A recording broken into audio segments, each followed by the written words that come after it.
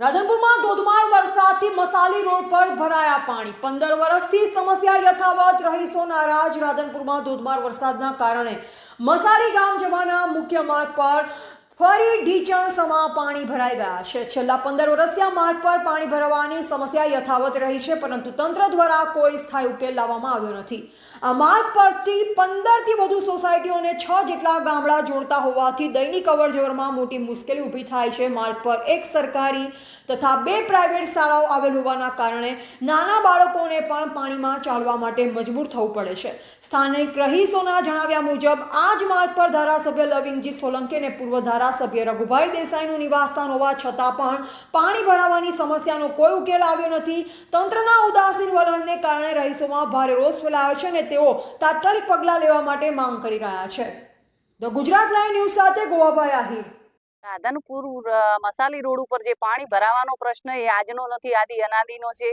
જે પણ ધારાસભ્ય બનીને જાય એ મસાલી રોડ ઉપરથી બનીને જાય છે અને પૂર્વ ધારાસભ્ય રઘુભાઈ દેસાઈનું રેસિડેન્ટ પણ મસાલી રોડ ઉપર છે અને અત્યારે ચાલુ ધારાસભ્ય લવિંગજી સોલંકી છે એમનું રેસિડેન્સ પણ અહીંયા છે અને જે નગરપાલિકા પ્રમુખ બન્યા એમનું પણ રેસિડેન્સ મતલબ મસાલી રોડ એમનું ઘર કહેવાય અને મસાલી રોડ ઉપર એટલી તકલીફો ને યાતનાઓ છે. અત્યારે આ ચાલુ વરસાદમાં એટલું પાણી ભરાઈ રહ્યું છે, લોકોના ઘરોમાં પાણી ઘૂસ્યું છે અને આ પાણીનો નિકાલ સત્વરે કરવામાં આવે તો ભલે, નહીતર ભવિષ્યમાં રોગચાળો ફાટી નીકળશે. અત્યારે ઘણી એવી સોસાયટીઓ છે અને સોસાયટીઓના ઘરોમાં બાળકોને ડેન્ગ્યુના પણ અસર છે. એટલે સરકારશ્રી અને તંત્ર આની સત્વરે નિકાલ કરે અને દવાનો છંટકાવ અને પાણી કાઢવાનો પણ નિકાલ કરે અને જે ગંદકી છે એ ગંદકીની સાફ સફાઈ કરે તો સારું છે ને કે ભવિષ્યમાં રોગચાળો ફાટી નીકળશે અને લોકોના બાળકો બીમાર પડ્યા છે. અત્યારે લોકો પણ એટલા બીમાર છે કે જેને ખાવા પીવાના પૈસા નથી એ દવાખાનું ક્યાંથી કાઢે, આ બહુ વિકટ પ્રશ્ન બની રહ્યો છે અત્યારે.